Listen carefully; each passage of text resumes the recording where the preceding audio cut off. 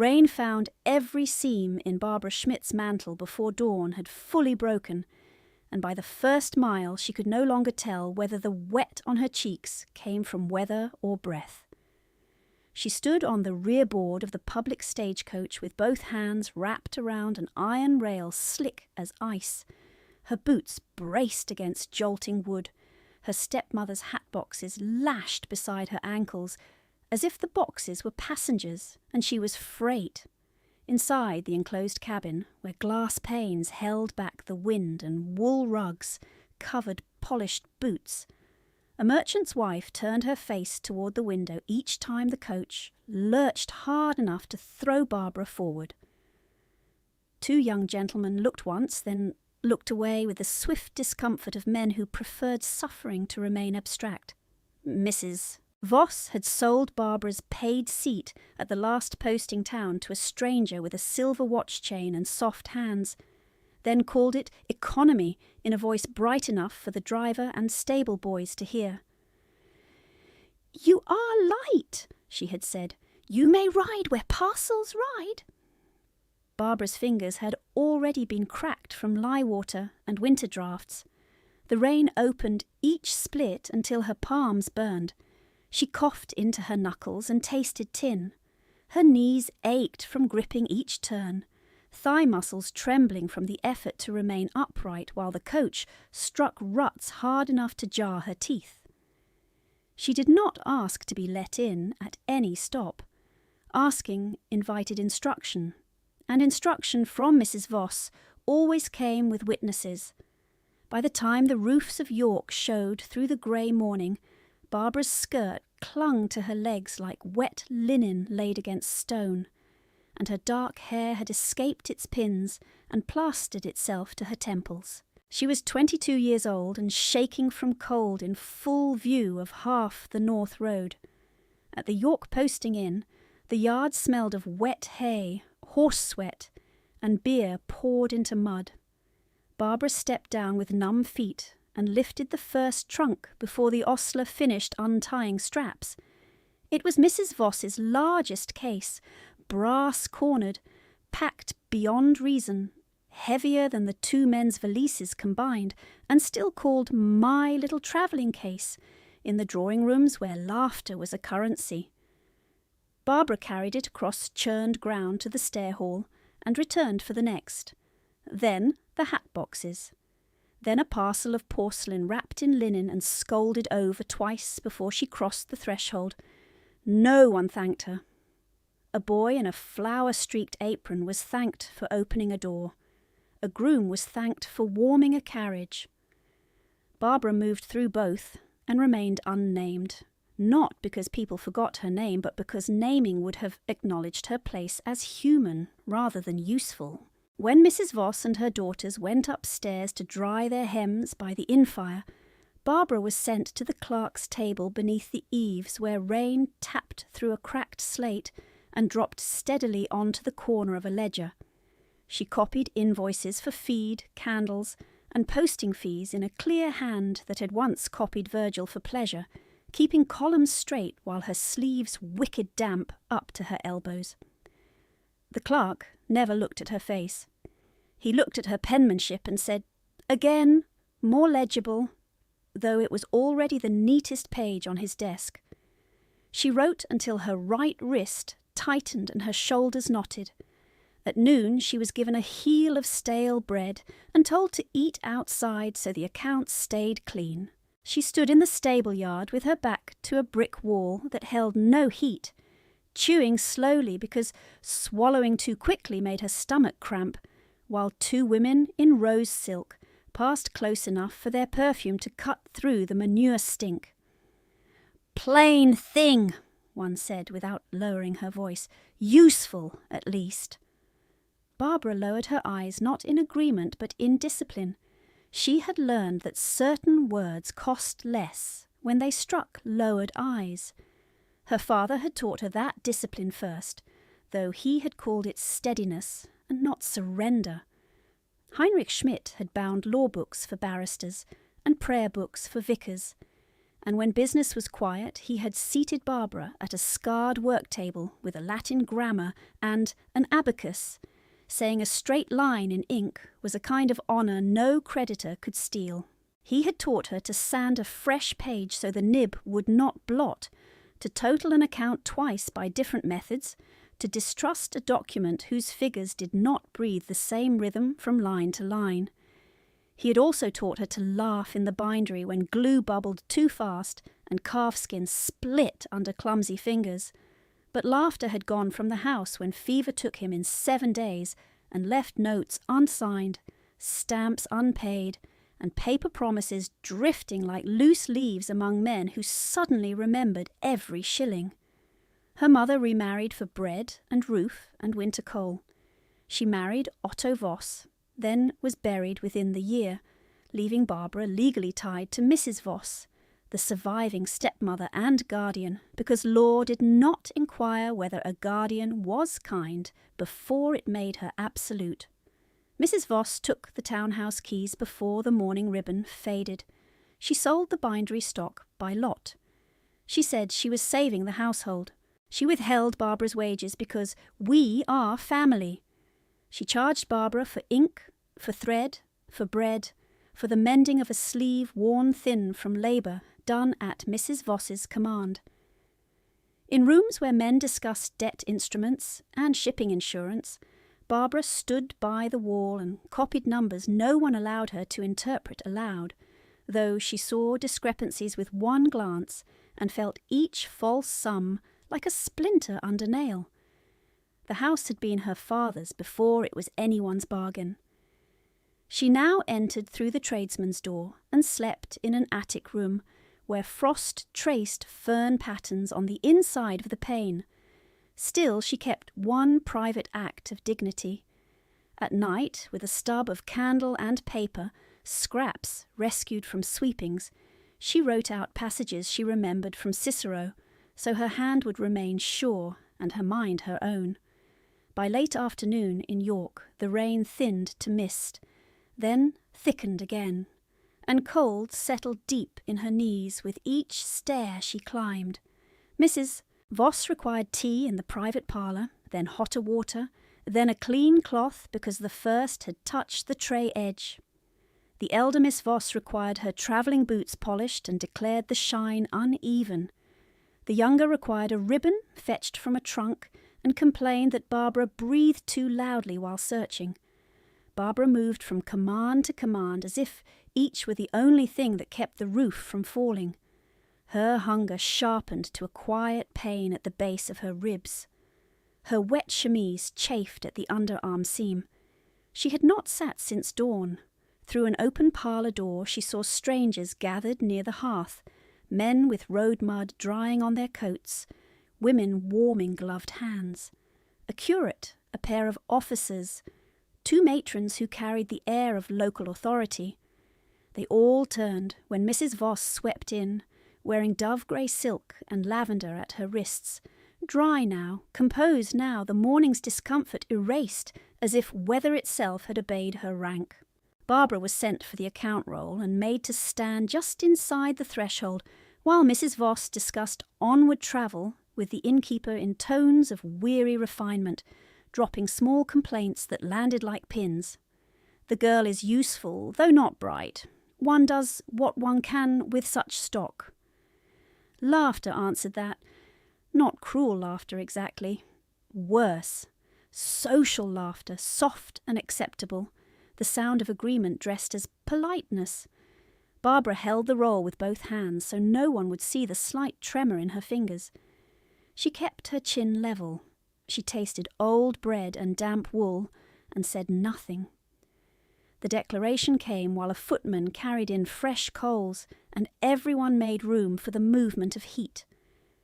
Mrs. Voss drew off one glove finger by finger, exposing rings that flashed in firelight, and addressed not Barbara but the room, as if reading a notice for public benefit. Miss Barbara Schmidt is being placed at Blackthorn House, a governess post, quite suitable for her capacities. She paused to let the words settle. "Do not mistake me. It is not charity. It is settlement collateral, and a practical one." The innkeeper inclined his head with the grave interest of a man who had heard money named. One of the matrons lifted her brows, then glanced at Barbara with new appraisal, not kinder, simply recalculated. Collateral. Barbara felt the word strike in the centre of her chest, colder than the rain had been. Mrs. Voss continued, lavender rising from the costly kid leather still looped in her hand. "Her late father left irregular obligations. I have borne enough. This arrangement satisfies part of what is owed, and relieves my household of an expense we can no longer indulge." Expense! Barbara, who copied every bill, who mended every hem, who rose before the servants and slept after them, stood in soaked shoes while strangers nodded at the arithmetic of her life. She looked at the carpet pattern so no one would count her breaths. Her throat tightened once, then settled. When Mrs. Voss finally turned to her, smile thin as wire, the command was gentle only in tone. "You will make yourself useful there, Barbara. You have had practice being unnoticed." Barbara inclined her head, because refusal required freedom, and freedom required coin, and she possessed neither. "Yes, Mrs. Voss," she said, each word clear. Outside, rain struck the panes again with renewed force, and the room resumed its conversations as if nothing of consequence had occurred at all. Barbara remained where Mrs. Voss had left her, account roll in both hands, while voices moved around her in bright currents that never touched her name unless it was to price her. The curate asked whether Blackthorn still kept a French cook. One of the officers remarked that the Duke's household paid promptly, but dismissed staff without warning. The innkeeper murmured something about trustees and standards, and the word trustees passed through the room like a draught under a door, cold and quick and unwelcome. Mrs. Voss accepted sympathy she had not earned, and concern she did not feel. "One must make difficult decisions when men die untidily," she said, her tone carrying that polished fatigue which made selfishness sound like sacrifice. "Mr. Schmidt left ledgers no decent solicitor would bless." Barbara lowered her gaze to the carpet roses, and held still while heat from the hearth struck only one side of her body. Her back remained wet. Her left sleeve clung to her wrist where rainwater had not yet dried. In that uneven warmth she felt the old arithmetic settle over her, familiar as a shackle.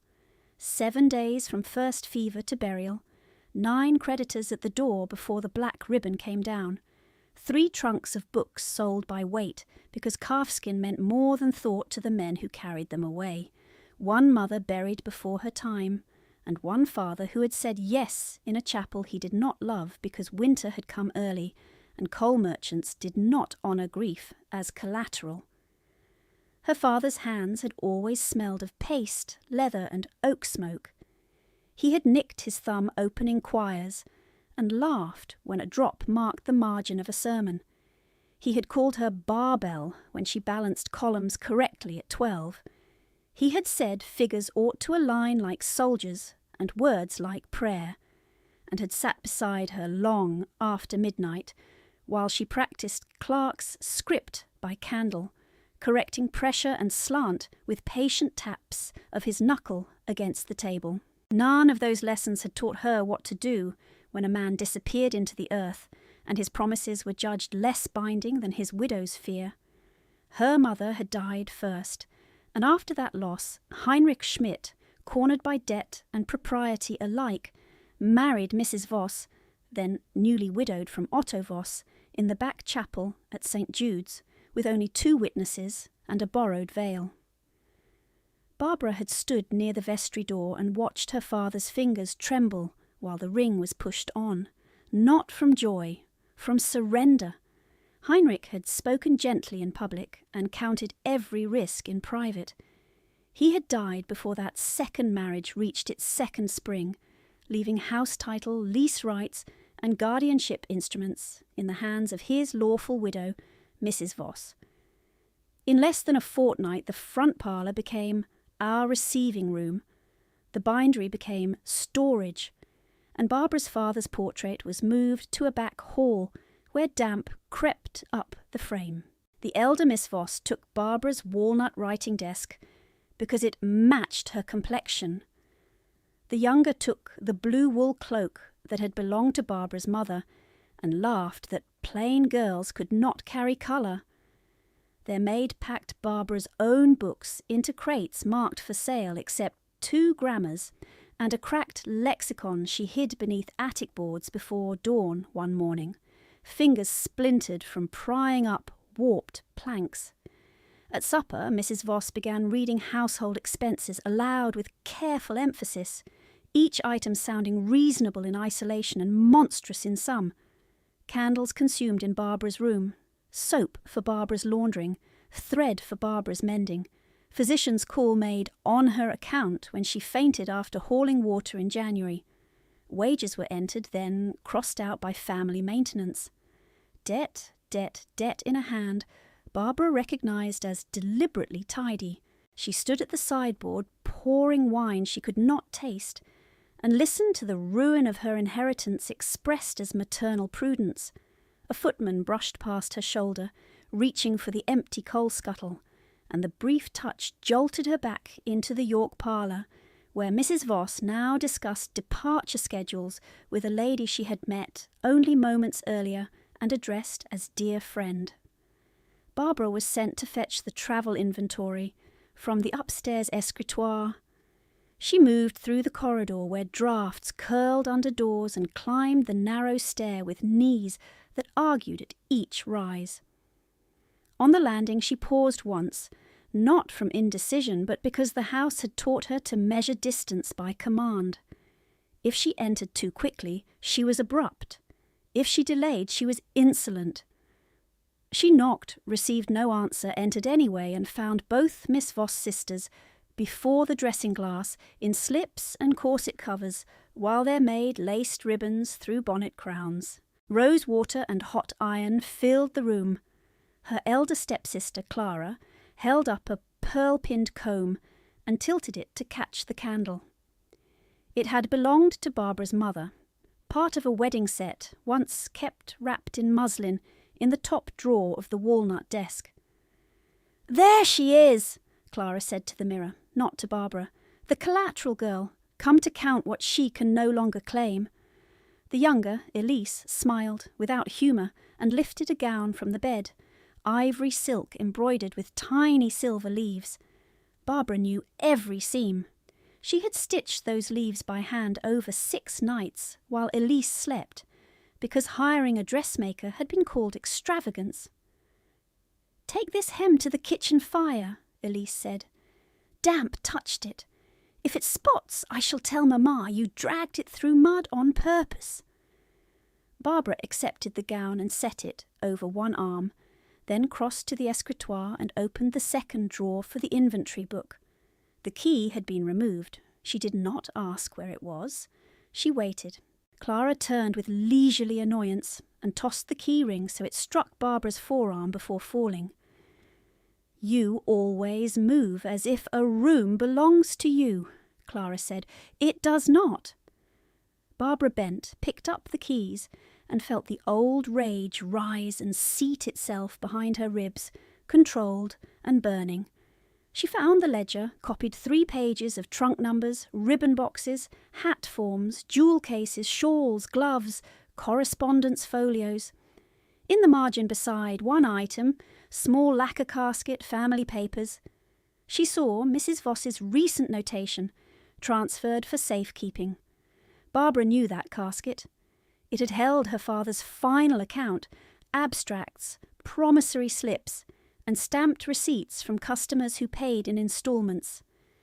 She had searched for it the week after her father's funeral and been told she imagined things. She had been told many things in that house, that grief made girls dramatic, that arithmetic was beyond feminine steadiness, that gratitude was owed for shelter. Shelter had meant an attic with a roof nail that dripped rust in hard rain, one blanket in winter, and a bell pull by her cot so Mrs. Voss could summon her at night without leaving her own chamber. Shelter had meant being sent with baskets through market streets while neighbours watched Mrs. Voss bargain down butchers and then pay full coin for French soap. Shelter had meant standing behind her stepsisters at assemblies to pin broken clasps, hold dance cards, and pretend not to hear young men ask whether she was companion or maid. When she once answered a question put directly to her on Roman history by a barrister's son, surprised she could pass his Latin quotation, Mrs. Voss smiled for the room and pinched Barbara's wrist hard enough to leave crescents. "Our Barbara confuses mimicry with understanding," she said. Laughter followed. That same night, supper was withheld for social overreach. Barbara had eaten crusts in the scullery and copied freight rates by moonlight so she would not forget how numbers told truth when mouths did not. She wrote now at the upstairs escritoire with that same exact hand while the sisters discussed which shawls would travel to Blackthorn for appearance, not need. "Send the plain brown one with her," Elise said. "She can look useful upon arrival." Clara answered, "If she is fortunate, they shall keep her below stairs where she belongs." Barbara sanded the page, shook it clean, and turned without speaking. In the hallway she nearly collided with Mrs. Voss herself, lavender preceding silk by a breath. "Do not scowl," Mrs. Voss said quietly, smile fixed for anyone observing. "A governess post is more than your father's incompetence purchased. You will remember gratitude and remit wages directly to me against household advances." Barbara held the ledger against her chest and met the older woman's eyes only as long as courtesy required. "What advances, Mrs. Voss?" she asked, because sometimes truth escaped before prudence could close its hand. The smile thinned. "Ink, bread, coal. The years I kept a roof over your unproductive head. Shall I itemize in front of witnesses?" Barbara inclined her head. "No, Mrs. Voss." "Wise," came the answer, soft as velvet laid over iron. "You have one talent, endurance. Do not waste it on pride." She returned to the downstairs passage with the inventory book and stood at the side table to recopy the figures in duplicate for the inn clerk. Her hand no longer trembled. Pain had moved from sharp to dull, a steadier companion. In the parlour beyond, glasses clinked. Someone requested music. Clara's laugh rose clear, then Elise's, braided together like ribbons she had once washed and pressed. Barbara dipped the nib and wrote names of objects she had touched but never owned. 6 hat boxes, 3 travelling trunks, 1 jewel roll, 2 velvet mantles lined in sable, 1 silver-backed brush set, 1 lacquer casket marked family papers. She made each letter precise, then added the carriage sequence and seal instructions exactly as her father had taught. No blots, no uncertain loops, no gaps where dishonesty could creep in and widen. The discipline steadied her breathing. It also sharpened memory until it cut. She saw again the day Mrs. Voss had taken the bindery keys and told the apprentices they were dismissed for insolvency risk, though 2 contracts remained paid in advance.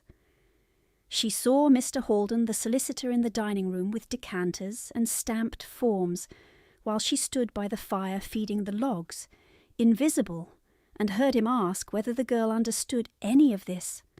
"Mrs." Voss had answered, "She understands obedience." She saw the week of inventory when crates left through the side gate at dawn, each marked with chalk notations, in a hand that changed from one list to the next. She had carried books to cart beds and read titles while walking, law digests, prayer books, a Greek lexicon her father had saved 6 months to purchase, his own account journals bound in rough calf with his initials tooled in worn gold. Half vanished, half misplaced. When she asked where the ledgers had gone, Mrs. Voss said creditors had rights. Yet bills arrived later, demanding sums already paid, and when Barbara quietly compared dates from memory against notices pinned in the hall, the numbers refused to align. She began keeping a hidden list on scraps tucked into the hem of her petticoat. Debtor names, amounts claimed, amounts remembered, dates of collection, witnesses present. A private account against confusion, not accusation. Survival. The list grew until the hem dragged crooked, and she was forced to move the papers to the attic lexicon, folded between pages, on Roman inheritance law she had once studied for pleasure. She had never shown anyone, not because she feared error, because she understood power. A woman without standing could hold proof and still be called hysterical. A woman dependent on her guardian could be punished for accuracy, as if accuracy were insolence. In the inn corridor a door opened, and Mrs. Voss's voice carried again, practical and sweet for strangers. Blackthorn has asked for plain competence. She is plain enough. More laughter, low and approving. Barbara blotted the second copy, sprinkled sand and lifted both sheets toward the weak lamp to check for feathering. None. She stacked them with the account roll and delivered them to the clerk beneath the eaves. He took the pages, glanced once, and grunted. At least someone in your party can write. She waited for the familiar flush of shame. It did not come. What came instead was a steadier, colder sensation, like iron cooling into shape after the forge. Her father's dead, her mother's grave, her name passed from hand to hand as debt security, her room taken, her books sold, her wages withheld, her labour unnamed. Yet her mind remained unpawned, her hand remained exact. She stood in wet shoes on warped boards and felt the full weight of how she had arrived here pressed down without breaking her. Then Mrs. Voss rang from the parlour for hot water, and Barbara turned at once, lifted the copper kettle with both burned hands, and carried it toward the light. She had just set the copper kettle on the parlour sideboard, when the inn-yard erupted with a hard clatter of hooves, and a man's voice breaking against the rain, sharp enough to cut through conversation, violin practice, and the hiss of wet coals at once. Chairs scraped, the innkeeper swore under his breath, and Barbara, still damp to the skin, turned in time to see a groom in blackthorn livery stagger through the doorway without waiting to be announced, cloak streaming water onto the polished boards, one glove missing, mud up to his thighs, his horse still blowing in the yard behind him, as if they had run the road without pause. "Message for the House of Hailwick," he said, to no one and everyone chest heaving. "For any agent present. Immediate." The room stilled, with that particular stillness money commands. Mrs. Voss rose first. Lavender and silk moved before propriety could object.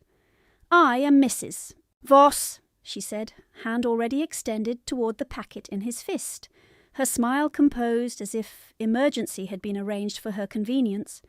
The groom did not surrender it.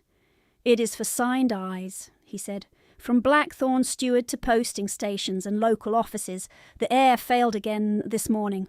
Trustees enforce the education clause.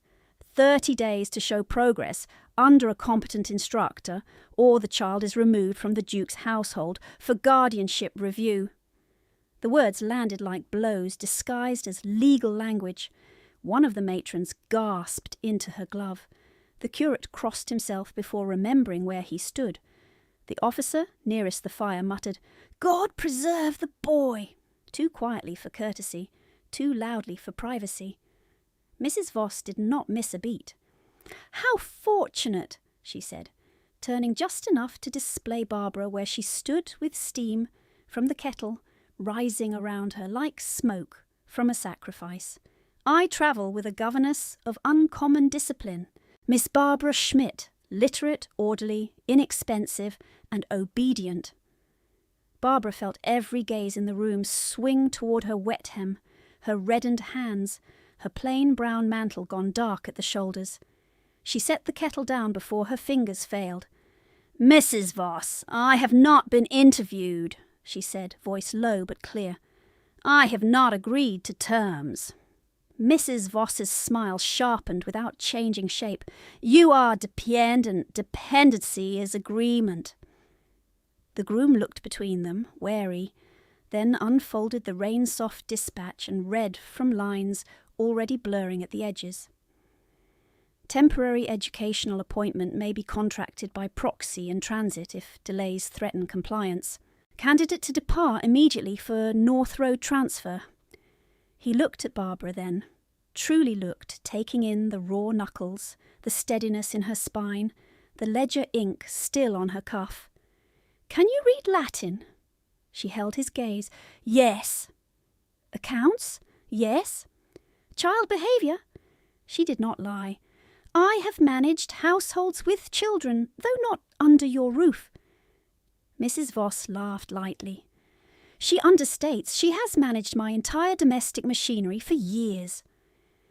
A ripple of polite amusement followed, because people laughed where rank instructed them. Barbara tasted metal at the back of her throat. The groom nodded once, decision made by deadline rather than trust. "Then sign. We lose light." They moved under the inn eaves where rain drummed inches beyond the stone lip and ran in silver threads from broken gutters. The clerk brought a writing board. The innkeeper brought wax and witness seal.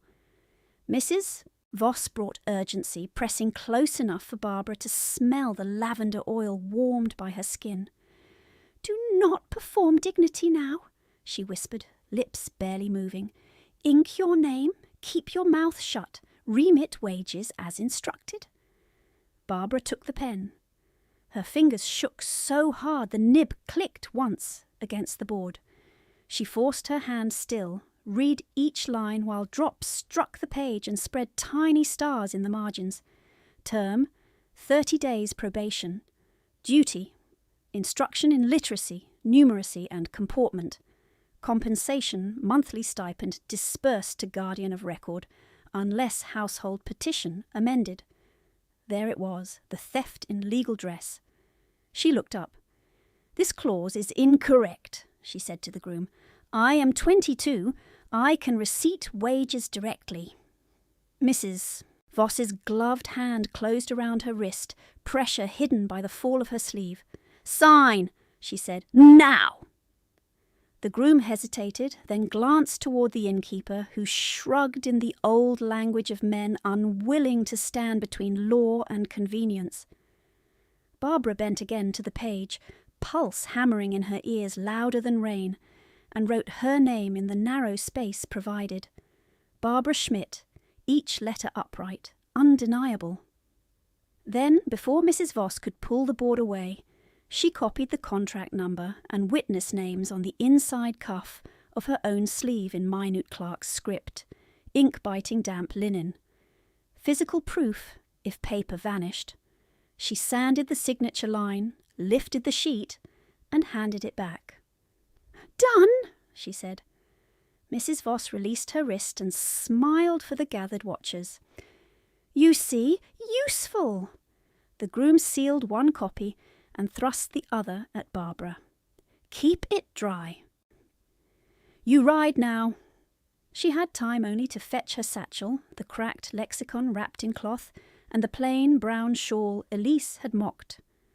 By the time the inn clock struck the quarter hour, she was in a narrow service seat behind a ducal carriage rolling north through rain, with Mrs. Voss at the doorway calling after her, "Remember who feeds you," as if hunger had ever answered to gratitude.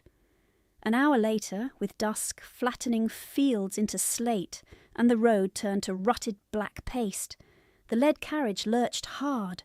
A wheel struck a hidden stone, and the sound of splintering oak cracked through wind and harness bells like musket fire. Horses screamed and reared. A footman was thrown to one knee. The The carriage listed toward a flooded ditch and held there at a murderous angle while servants shouted over one another and rain came down in cold needles. From inside the tilted cabin came a child's cry, then another, hoarse and furious, the sound of someone fighting air. Barbara was already on the ground, boots sinking to the ankle in mud, before anyone told her to move. A guard caught her elbow and pulled her back. "Stand off!" Another voice cut through the confusion, low and hard enough to halt 3 men at once. "Bring the governess!" She turned and saw him for the first time in the carriage lantern light. The Duke of Hailwick standing beside the shattered wheel without cloak or hat, rain threading through dark hair, shoulders broad under a black greatcoat, jaw set as if carved and left to weather. A scar ran from the edge of his right temple into the beard shadow near his ear, pale against wind-burned skin. His eyes were the colour of storm water at dusk. Not wild, worse, controlled. He looked at Barbara once, taking full measure of her soaked hem, her shaking hands, the contract packet clutched under her shawl, and then looked past her to the carriage as the boy inside struck the door panel with his fist. "Now," he said. No title, no courtesy. A command shaped by fear and habit in equal parts. Barbara climbed the step as the carriage leaned, ducked through the half-open door, and entered a small world of wool, leather, candle smoke, and panic. The child had driven himself into the corner opposite the opening, boots braced against the seat, one hand fisted in a primer hard enough to bend the board cover, the other clawing at his own cravat as though the knot were choking him. He could not have been more than 9. Dark hair plastered to his forehead, eyes too bright, breath shallow and fast. "Julian," the Duke said from outside, one hand gripping the frame to steady it. "Look at me." The boy did not. He kicked at the seat and made a ragged sound that was almost a word and almost a sob. A maid reached in with smelling salts. He flinched as if struck. Barbara moved between them on instinct, knees sinking into wet carpet, palms open. "No, salts," she said. "He is not fainting. He is drowning in his chest." Silence answered her. She heard 2 servants suck breath through their teeth at her tone. The Duke did not rebuke her. "Fix it," he said. She looked at the boy, not the father. "Julian," she said, voice steady, quiet enough to make him strain to hear. "You may keep the book. No one will take it. Put one hand here." She touched her own sternum. "Press." He stared at her, furious, disbelieving, breathing like a trapped thing. "I said no one will take." She waited. Rain thudded on the roof in relentless measure. At last the boy copied the gesture with the hand not crushing the primer. "Good," she said. "Count with me. 4 in, hold 2, 4 out." He shook his head once, then did it anyway because command from her felt different from command from everyone else, not a demand for obedience, but an offered rhythm. She counted. He followed poorly, then better, again, again. The white around his mouth eased. His shoulders dropped by an inch. She saw blood on his knuckles where he had struck the panel, not deep, raw. She reached for her satchel, drew out a linen strip torn from an old shift, and wrapped his hand while he watched her with suspicious concentration. "You are hurting yourself to stay larger than your fear," she said softly, knotting the bandage. "It is clever. It also bleeds." His chin lifted at that, pride surfacing through tremor. "I am not afraid," he whispered. "You are," she said. "So am I. Breathe anyway." Outside, the Duke's grip on the frame had not shifted. Rain ran from his sleeve in steady drops. He had gone very still. "Miss Schmidt," he said at last. "Step out." She obeyed, careful not to jolt the tilted cabin. The Duke moved aside only enough for her to stand on the road beside him, under no shelter at all. Up close he seemed even taller, not merely by height, but by force of contained motion, as if every muscle held one instruction and one restraint. "You touched my son without permission," he said. "Yes, Your Grace." "You countermanded my staff." "Yes, Your Grace." His gaze did not leave her face. "He is quiet now. For this moment. You presume much for a woman not yet through my gates." The words were cold, but his hand still gripped the carriage frame, knuckles white where Julian could not see. Barbara kept her own hands clasped to hide their trembling. "Then dismiss me now," she said, "or permit me to work." A long beat passed. Harness chains rattled as men set shoulder to wheel and lifted. Mud sucked at boots. Somewhere behind them a driver cursed the road to hell and back. The Duke spoke without looking away. "Teach him!" The command struck clean. Barbara drew one breath against rain and rank, and the memory of Mrs. Voss's fingers crushing her wrist under the eaves. "I shall try, Your Grace." His expression didn't change. "Do not try. Succeed." The repaired carriage rocked level with a groan of wood. Julian called from inside. Not for father, not for maid, but for Miss Schmidt, uncertain on the second syllable. Barbara turned at once. "I am here," she answered, and climbed back into the dim cabin, while the Duke stood in the rain beside the open door, unmoving, as if stillness were the only language he trusted. She settled onto the forward bench and kept her body angled so Julian could see the door, the window, and her hands at all times. The carriage righted fully with a final groan. Men shouted outside, harness buckles snapped shut. Then motion came again, slower now, each rut taken with care. Julian's breath still hitched at the edges. His injured hand remained wrapped in her linen strip, the knot white with rainwater, and the pressure of his fist around the primer. He watched her as if she were another trap. Barbara did not reach for him. She did not ask questions he could use as weapons. She counted quietly once more, the same measured rhythm, and touched 2 fingers to her own wrist so he could mirror the pulse if he wished. He did not mirror it. He did, however, breathe in on 4 and out on 4, jaw set hard in refusal of gratitude. At the next bend, the Duke's voice came through the door panel. "Status," Barbara answered without raising her voice. "He is breathing evenly, Your Grace." A pause. Rain on wood. Wheel chains clicking. "Can he proceed?"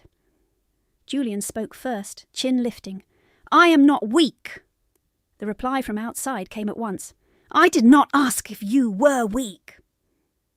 Julian flinched as if struck by tone alone and pressed deeper into the leather corner. Barbara saw it. She saw too that he set the primer upright despite his posture, thumb marking a place midway through the text. Not random. Deliberate.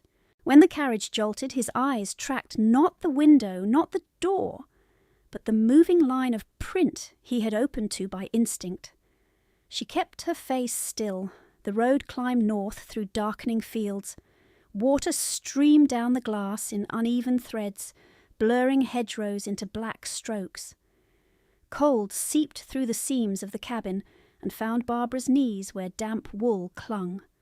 Her fingers had started to swell from raw skin and chill. She folded them under her shawl and kept counting silently, giving the carriage's sway a pattern. By the time they passed the second toll gate, twilight had gone to full iron grey and Julian had stopped shaking. He had not stopped watching her. At Blackthorn the gates opened inward with slow weight and no welcome. Lanterns burned in 2 high niches by the inner drive, their light caught and swallowed by rain. The house rose out of the weather as if carved from night itself. Long front, high windows, no wasted ornament. Stone that held cold and authority in equal measure. Footmen ran to steps and wheel blocks. A groom reached for the carriage latch. The Duke opened it himself. "Julian first," he said. The boy hesitated, then moved, boots slipping once, on wet metal. Alaric Thorne steadied him with one hand under the elbow, precise and brief, as if touch were a tool and not comfort. Then he looked back into the cabin at Barbara. "Contract." She passed the packet. He did not read it there. He tucked it into his coat and stepped aside for her to descend. When her boot met gravel, her left knee almost failed from the long ride and cold. She straightened before the weakness became visible. His gaze dipped once to the movement and returned to her face. "Mrs. Davies will place you," he said. "Schoolroom at 6. "Yes, Your Grace." He turned to his son. "You will attend." Julian stared at the wet stones. "If I refuse?" "Then you attend refusing." No one smiled. The Duke went up the steps with the boy beside him, and rain shining on both their shoulders. Barbara remained below long enough to gather her satchel from the service cart. A woman in black serge with silver at her temples approached without haste and held out a dry cloth. "Miss Schmidt," she said, "I am Mrs. Davies. Come in before you turn to frost." Warmth struck Barbara's skin as soon as the hall doors closed, and pain followed at once, sharp in her fingers, wrists, and knees, where numbness gave way. The entrance hall smelled of wax, wet wool, and old wood smoke. Portraits watched from panelled walls. No clutter, no flowers, no bright rugs to soften the stone. A house run for function after loss. Mrs. Davies did not offer sympathy. She offered of facts. Your room is the former morning nurse chamber, adjacent to the school corridor. Supper tray has been sent. His Grace expects punctuality and silence in corridor turns.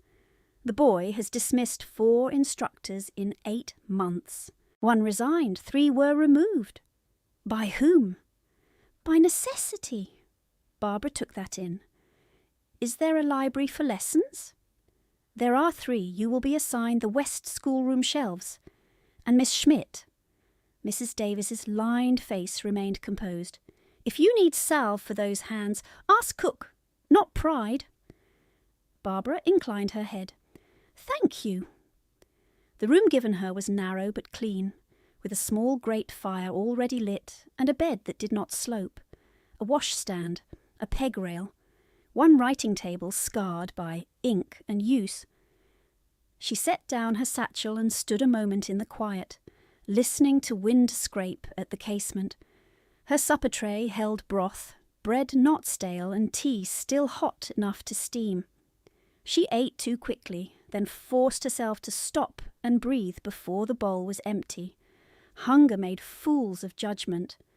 At 5:30 she was in the school corridor with damp hair braided tight, and her plain brown dress brushed as well as threadbare cloth allowed. The west schoolroom door stood open. Inside, 2 desks, 1 hearth, shelves of primers, histories, atlases, and slates. On the far table, stacked and waiting, lay assessment sheets stamped with trustee seal. Julian sat by the window, already in place, boots polished, expression closed. His bandage had been removed and replaced with clean linen by someone with gentler hands than hurried road work. He looked smaller, in dry clothes. Not younger, smaller by choice. Barbara crossed to the teacher's desk and arranged slates without speaking. She wrote the date. She wrote 1 short sentence beneath it. He watched each stroke. The door opened again. The Duke entered and remained just inside, coat buttoned, gloves in 1 hand. He did not sit. "Commence," he said. Barbara turned to Julian. "Read the sentence on the board." Julian stared at the slate as if it were blank stone. "I cannot." She let the silence stretch. "Read 1 word." His jaw tightened. "I cannot." The Duke's gaze moved from boy to governess, cold as rainwater. Barbara felt it like weight at her shoulder. She kept her tone even. "Very well, we begin with letters. A through G. Julian performed uncertainty with theatrical precision. He reversed 2 obvious forms. He hesitated over consonants any stable child knew by 7. He let his eyes drift away from the board each time he reached a point where fluency would expose him. Barbara watched not the errors, but the control beneath them. His mistakes were too clean. Never accidental, always selected. A cipher of refusal. She changed methods. "Take this," she said, handing him a page from a torn household circular. "You may cross out every letter E you can find." He accepted with a shrug meant to signal boredom. Then his pencil moved at once, swift and exact, marking each E in a dense block of text without missing one. His gaze tracked lines in proper sequence left to right. No backtracking, no guessing. The Duke stepped closer. Julian dropped the pencil. "I was guessing," he said quickly. Barbara spoke before the accusation could land. "A useful guessing game for pattern recognition, Your Grace, not a reading test." The Duke's eyes settled on her. "Do not soften results." "I do not." He held her gaze 1 beat longer, then looked to his son. "Again tomorrow." He left as abruptly as he had entered. When the door shut, Julian made a sound between contempt and relief. "You lied to him." "No," Barbara said. "I chose accuracy. That exercise measured pattern tracking. It did not require spoken reading. You protected yourself." She met him squarely. "If I protect only myself, you lose in 30 days. His expression shifted, almost imperceptible. Suspicion remained, curiosity entered beside it. The morning passed in fragments. Numbers with counters, map labels, copying drills. Julian wrote in a disciplined hand when he forgot to disguise it. Then he would slash a line crooked to ruin the neatness and look at her to see if she noticed. She noticed everything and commented on nothing she was not ready to name. Near noon, when rain eased to a fine mist against the panes, Barbara crossed to the side shelf for fresh chalk and saw a cushion set askew on the window seat, where Julian had been fidgeting for 10 minutes. Beneath it, half hidden, was a small calf-bound volume with gilt almost worn away. Plutarch, parallel text. Greek and English. She did not touch it. Instead, she returned to the desk and said, "Choose 1 book for silent time." Julian's eyes flicked once toward the cushion. "Any book?" "Any from this room." He went to the shelf with exaggerated reluctance and selected a primer 2 levels below his evident capacity. He sat, opened it, turned pages too quickly for a novice, then slowed when he remembered he was being seen. Barbara pretended to total supply figures in the margin of her lesson book. In the glass reflection of the window, she watched his lips move over words 3 lines ahead of his finger. At 1 o'clock, a footman delivered a tray and 2 letters on a salver. "For His Grace's review," he said. "Steward said the second concerns Miss Schmidt." Barbara's stomach tightened. The seal on the second letter was green wax, pressed with the Voss crest. Mrs. Voss had wasted no time. Barbara set the letter aside unopened and served Julian broth first. He watched the envelope as if it were a snake. "From your family?" he asked. "From my guardian." "Same thing?" "No." He absorbed that in silence. After the tray was cleared, she broke the seal. The letter was short and venomously neat. Claims of theft, claims of incompetence, instructions that all wages were to be remitted immediately through her. A postscript in larger script, return at once if dismissed or be pursued for breach. Barbara folded it once, then again, creasing the words into a narrow strip. She placed it beneath her contract copy inside the lesson ledger. Evidence stored, not burned. Julian had gone very still. "Will he send you away?" he asked, meaning his father. "I do not know." "If you're sent away, another comes." "Yes, They all say I am stupid. She set down the pen. I have not said it. You think it. No. His hands curled on the desk edge. Everyone thinks it. Barbara looked at the wrapped knuckles now unwrapped, skin split anew at one ridge where he had worried the wound with his thumbnail. No, she said softly. Everyone fears what they cannot control. He glanced up, startled by the bluntness. The corridor board creaked once. Someone had paused outside the door. Barbara did not turn her head. She rose, fetched the salve Mrs. Davies had left in the drawer and knelt by Julian's chair. Hand. He offered it after a brief resistance. She cleaned the split skin with warm water from the kettle and rewrapped it with a clean strip torn from her own spare cuff. The cloth was the better half of what remained. He winced and tried to pull back. She held steady and finished the knot. There, she said. I hate this room. I know. I hate books. No, she said. You hate being examined. His throat worked once. The next words came smaller. If they know I can read, they will make me do it for them, all day, in front of them. Who? All of them. He looked toward the door and lowered his voice to a thread. If I do well, they take me. If I fail, they still take me. Reading is how they measure if I am worth keeping. Barbara felt the old injustice rise in her like fever, hot and clear. She tied off the last wrap and sat back on her heels. No child should have to become smaller to remain safe, she said. The silence beyond the doorway thickened. Then a shadow moved across the threshold glass and was gone. Julian looked at her sharply. Did he hear? She did not lie. Perhaps. He stared at his bandaged hand as if it belonged to someone else. Will you tell him? Not without your leave. Why? Because your mind is yours. His eyes filled suddenly, not with weeping, but with the pressure before it. He blinked hard, once, twice, and lifted his chin in fierce imitation of composure he had learned from the wrong model. At the end of lesson hour, Barbara wrote 3 lines on a fresh sheet and slid it across the desk.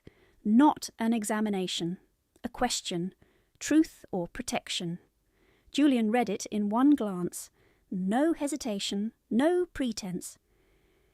Then he folded the page into a square and tucked it into his pocket without answering aloud. When she opened the door to dismiss him, the corridor stood empty, but on the side table by the wainscot lay a pair of black gloves, rain-damp at the fingertips, forgotten or left with intent.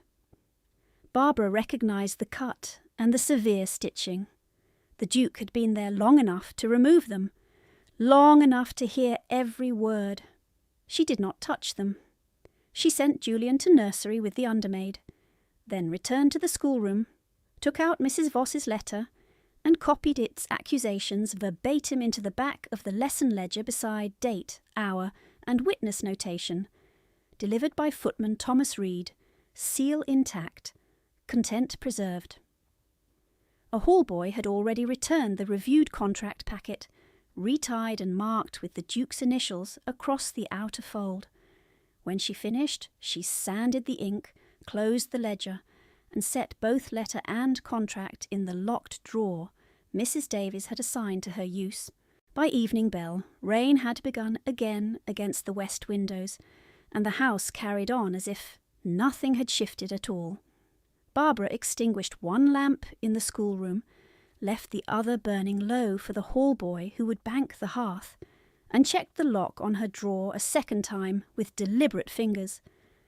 The ledger sat inside with Mrs. Voss's letter folded beneath her contract copy, each accusation copied in her own hand with date and witness. Evidence did not defend itself. It had to be preserved, then placed where denial could not reach it. She turned with the key still warm in her palm and found the Duke standing in the corridor. He had no coat now, only a dark waistcoat and shirt sleeves rolled once at the forearm, As if he had come down from work, he did not trust another man to finish. Rain had left a darker band at the shoulders of his shirt. His gloves were in his left hand, the same pair from the side table. Not forgotten, removed. "Bring the ledger," he said. Barbara went back into the room, unlocked the drawer, and lifted out the book and folded letter. When she stepped into the corridor again, he had not moved. His stillness was not ease. It was held force. He took neither item there. He turned and walked toward the east wing. She followed at the required distance, past portraits gone dim in lamplight and carpets that swallowed sound. At the end of the gallery, he opened a narrow door she had not yet seen used, and stood aside for her to enter first. The room beyond was an accounting study, not a gentleman's retreat. 2 tall desks, 3 locked cabinets, map cases against the wall. A coal fire burned low and hard. On the central table lay estate rolls, tenant ledgers, and a packet tied with black ribbon stamped in trustee wax. He closed the door behind them and held out his hand. "Letter." She gave it to him. He broke the fold and read quickly, eyes moving once down each line. No visible reaction. Then he opened the ledger to the copy she had made and compared wording and punctuation with a precision that made clear he trusted records over speech. At the bottom of the copied page, where she had listed the footman's name and hour of delivery, he paused. "You logged witness and seal condition." "Yes, Your Grace." "Good." He set both documents flat and looked at her directly. "You will not answer Mrs. Voss." Barbara felt her spine tighten. "If I do not answer, she will claim desertion and petition for forfeiture." "She may petition what she likes." His voice remained quiet. The danger in it lay in uncertainty, not volume. "From this hour, all correspondence naming you passes through my office. Your wages are entered to your own account under Blackthorn stewardship. I have instructed my solicitor to file notice in York by morning that guardianship claims over your earnings are disputed and suspended pending review." Barbara did not breathe for a beat. Then she did, slowly, because the room had gone too sharp around the edges. "You did this before speaking with me." "I did." "That is a large decision, Your Grace. It is an administrative correction." The words were dry, almost cold. They were also irrevocable. In his world, filings sent before dawn did not drift back undone. By the time the 8 o'clock bell sounded in the lower hall, rain had deepened into a steady sheet, and water tapped the leaded panes of the study like fingers counting time. He returned his attention to the ledger. "Your notation in the school record states the boy reads silently at advanced level." "Yes." "You did not report that aloud in front of him?" "No." "Why?" Not a question softened by courtesy, a demand for method. Barbara clasped her hands to hide the ache in her knuckles. "Because he has turned illiteracy into shelter. If I strip it from him publicly, he will lose trust in me and weaponize failure until the trustees arrive." The Duke's jaw shifted once. "He has done that already. He has done what keeps him from feeling trapped." "By whom?" She met his gaze. "By every adult who has made his mind a test he cannot decline." He did not answer. The coal settled in the grate with a brief red collapse. Somewhere in the corridor a clock began to strike the quarter, each chime swallowed by stone. At last he said, "I heard what you told him." Barbara's pulse jumped once, hard enough to hurt. "Outside the schoolroom." "Yes." She thought of the gloves on the side table, rain at the fingertips, thought of the pause in the corridor when Julian whispered and she chose not to turn her head. "Then you heard enough to know he is not deficient." "I never believed he was deficient." The sentence came flat, stripped of ornament. He reads better than boys 3 years older. He copies legal headings from memory. He has been reading estate circulars since spring. His eyes shifted to the window for the first time, not seeing rain. He ceased reading aloud after his mother died. The first tutor called him stubborn. The second called him damaged. The third attempted to force recitation before guests. Barbara felt anger rise at that, clean and immediate. And the fourth? He resigned after Julian bit through his own lip rather than complete a passage. The Duke said it, as he might state, acreage lost to flood. Controlled? Precise. The control cost him. She chose her next words with care. Then your son has been defending one boundary the only way left to him. Silence expanded. The Duke stood with one hand on the table edge, thumb pressed against old wood until the knuckle blanched. He seemed carved from the same stone as the house, and yet she could see strain in the line where scar met temple when his jaw tightened. Trustees visit in 23 days, he said. They will require demonstration. I know. You will prepare him. Yes, Your Grace. No exhibition, no coercion. He reads when he chooses. That was the command. Not of rank this time. Of surrender he would never name as such. Barbara inclined her head once. I can work within that. His gaze dropped to her hands, and his expression changed by a degree so slight another person might not have marked it. He reached for the bell pull and gave one sharp tug. When the door opened, Mrs. Davies entered with the speed of someone already waiting beyond earshot. Salve, warm water and food, the Duke said, for Miss Schmidt. Here. Mrs. Davies looked from his face to Barbara's swollen fingers and nodded without comment.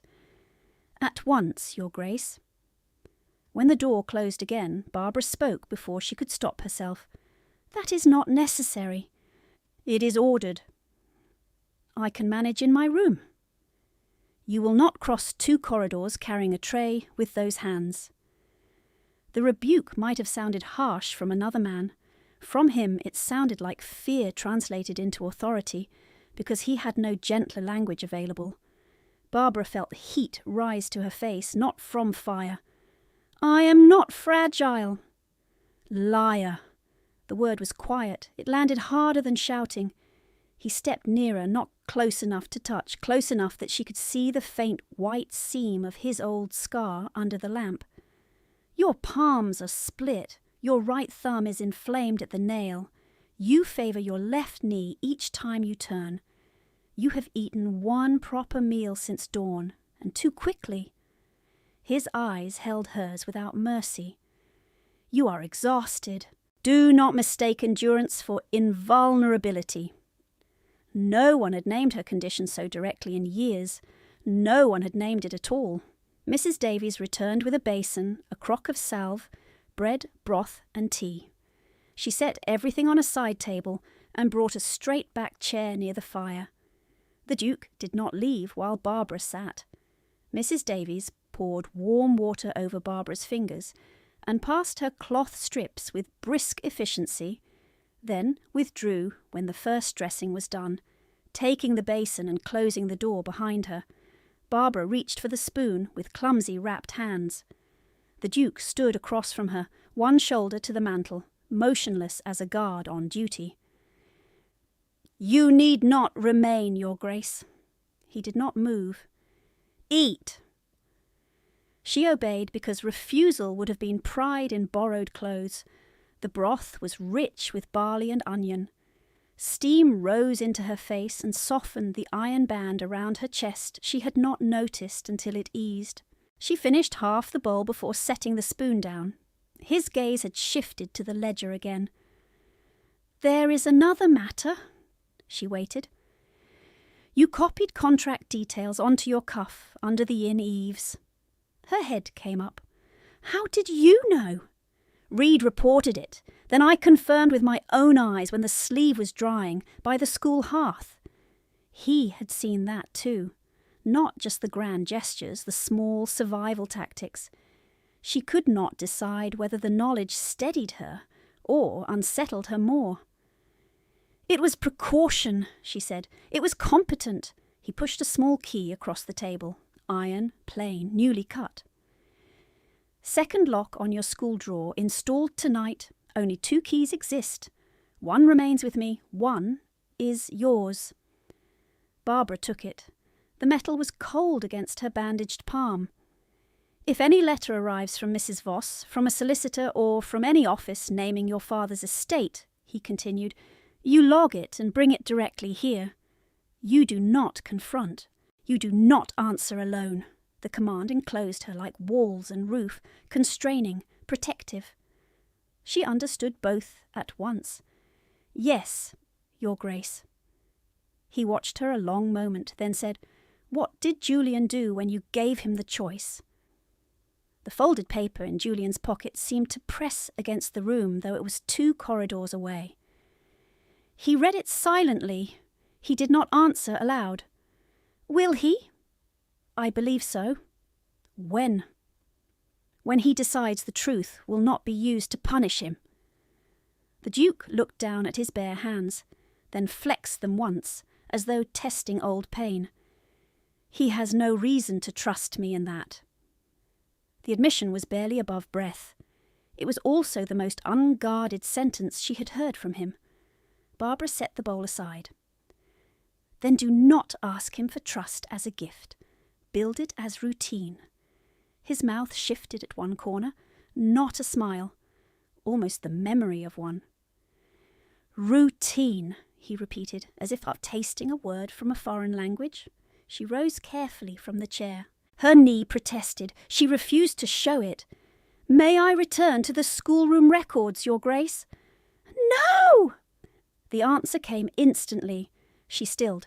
"You will go to your room," he said. "You will sleep. Records wait." She opened her mouth to argue, then closed it. He was already reaching for the study door. At the threshold he stopped and turned back, rain and firelight crossing his face in uneven bands. "Miss Schmidt." "Yes, Your Grace." "If any person in this house challenges your authority in the schoolroom, you report it to me immediately."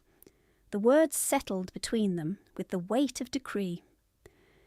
"Including family," he added. "Not servants, then. Not merely staff. Family."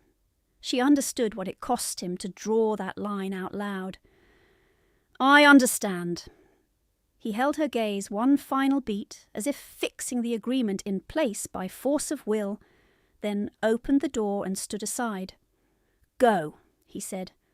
Barbara stepped into the corridor with the new key in her hand and salve scent still on her skin. Behind her he remained in the doorway until she reached the turn toward the nurse wing. When she glanced back once, he was still there, one hand on the frame, not moving, as though he could not yet trust himself to leave while she was still within sight.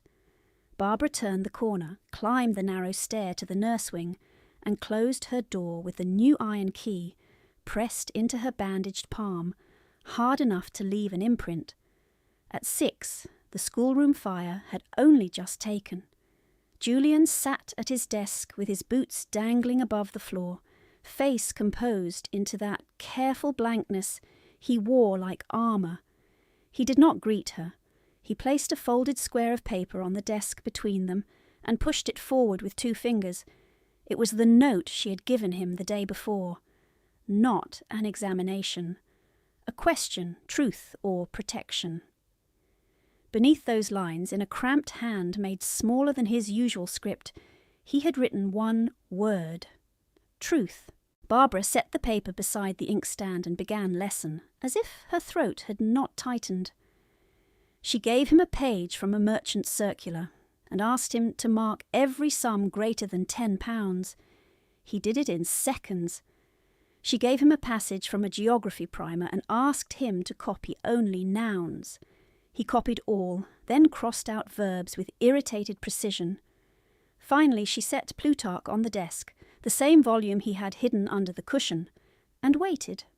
He stared at it. "If I read now, he will hear. He may. Julian looked toward the corridor door. Will he make me perform? No. You cannot promise that. I can promise I will stand there when you answer. He swallowed once, opened the book to a marked page, and read in English first, voice thin but steady. Then, to test her, he read the next line in Greek with an accent too good for chance. Barbara listened without interruption. At the third sentence, she heard a board creak beyond the threshold. She did not turn her head. Julian heard it too. His voice shook, then steadied again. By the second week of October, the solicitor's first reply from York arrived with 3 seals: receipt of the Duke's filing, suspension of Mrs. Voss's wage claims pending inquiry, and notice that a magistrate had authorised seizure of records tied to Heinrich Schmidt's unsettled accounts. Alaric summoned Barbara to the accounting study that same hour. The black-ribboned trustee packet lay open. Beside it sat a lacquer casket, chipped at one corner, the same one once listed as transferred for safekeeping in Mrs. Voss's travel ledger. "Recovered from her townhouse office," the Duke said, "by warrant." Barbara touched the lid as if it might vanish.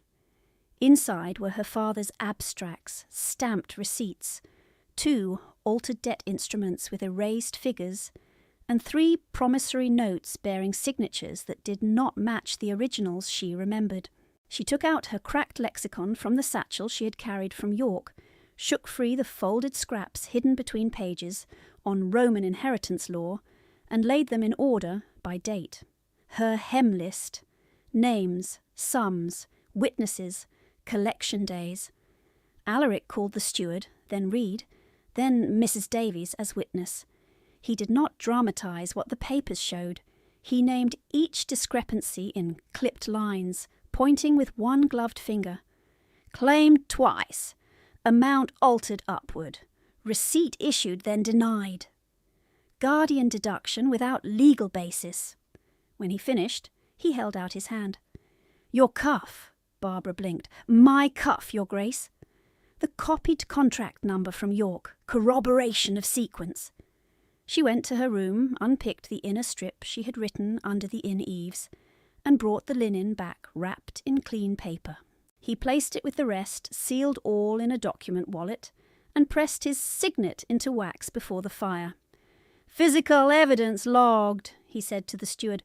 "Submitted to magistrate at noon." The trustees arrived 4 days later under a pale sky that gave no warmth. The great drawing room was opened in full formality. Long table, ledgers stacked, assessment sheets set in view. Julian stood at Barbara's left in a dark coat, hands flat against his sides, so no one would see them shake. Alaric stood at the hearth, still as carved granite. 2 trustees sat opposite, Mr. Ellery, narrow-faced and exact, and Reverend Pike, who watched the boy with professional pity that made Julian's mouth harden. The first tests were simple: alphabet recitation, number dictation, a short reading from a child's primer. Julian looked at Barbara once. She gave no nod, no cue, only met his eyes and waited. He read the primer flawlessly, then set it down as if it offended him. Before Ellery could speak, the drawing-room doors opened without announcement. Silk rustled. Lavender entered first. Mrs. Voss crossed the threshold in plum velvet with Clara and Elise behind her, both bright as polished ornaments. "I must object to this farce," she said, voice carrying to every corner. "That girl is my dependent and has stolen wages and documents belonging to my late husband's estate." Julian flinched. Barbara felt it through the air like a struck wire. Alaric did not raise his voice. "You were not invited," Mrs. Voss smiled at the trustees. "Then I invite myself in the interest of legal hygiene." Ellery shifted, unsettled. Reverend Pike frowned toward Barbara. "Miss Schmidt, do you contest her claim?" Barbara could have emptied the room with one sentence. She could have named nights without supper, hidden ledgers, every petty theft dressed as guardianship. Instead, she looked at Julian, then reached into the satchel at her feet and set a worn journal on the table. Blue cloth cover, corners softened by use. Inside front page in a woman's hand, Julian Thorne, 1st Winter at Blackthorn. Mrs. Davies made a small sound near the door. "Her Grace's journal," she whispered. The loaded silence of months finally given shape. She had kept it safe. She had never said. Barbara turned to Julian. "One question. Truth or protection?" His chin lifted. His voice was low, but it carried. "Truth." She opened the journal to a marked page where his mother had copied a lullaby and 3 reading exercises in her own hand. "Read for the trustees," Barbara said. Julian read. No stumble, no disguise. He read the lullaby, then the exercise, then turned the page himself and continued into a passage his mother had annotated in the margin. When he finished, he didn't sit. He reached for the sealed wallet Alaric had placed on the side table and looked to Barbara. She nodded once. "May I read this too?" Alaric's jaw tightened. "Yes." Julian broke the outer tie, drew out one of the altered debt instruments and one original receipt, and read the figures aloud, then the names. His voice shook on Barbara's father's name and steadied on the totals. He read Barbara's copied witness log from the lexicon scraps. He read the contract clause assigning her wages to guardianship despite her age. Then he stopped and looked directly at Mr. Ellery. "She is not a thief," he said. "She is the first person who asked what I wanted." Silence struck the room flat. Mrs. Voss recovered first. A coached recital by a hysterical child, Alaric stepped away from the hearth. "No!" He moved to the bell pull and gave one hard ring. The side door opened at once. A magistrate entered with 2 constables already waiting in the passage, document case in hand. Alaric did not look at Mrs. Voss when he spoke. "Remove Mrs. Voss. She does not enter this house again." Clara gasped. Elise began to protest and stopped when the constable unfolded the warrant and read charges of fraud, falsification of debt instruments, and unlawful diversion of settlement funds. Mrs. Voss's colour changed, but her smile held a second longer, then broke. She reached toward Barbara as she passed, not striking, only grasping for control one last time. The constable intercepted the motion with a firm step and guided her to the door. The lavender scent lingered after she was gone. Then even that thinned. That night Barbara packed. She folded 2 dresses, wrapped the lexicon, placed her father's recovered abstracts in oilcloth, and set the new school key on top of the trunk so she would not forget to return it. Vindication had never guaranteed safety. A woman who stayed where she had been useful could become disposable by morning. A knock sounded once. Alaric entered when she answered. "You are leaving?" he said. "Yes, Your Grace." "Why?" "The trustees have their proof. Julian has his voice. My purpose is complete."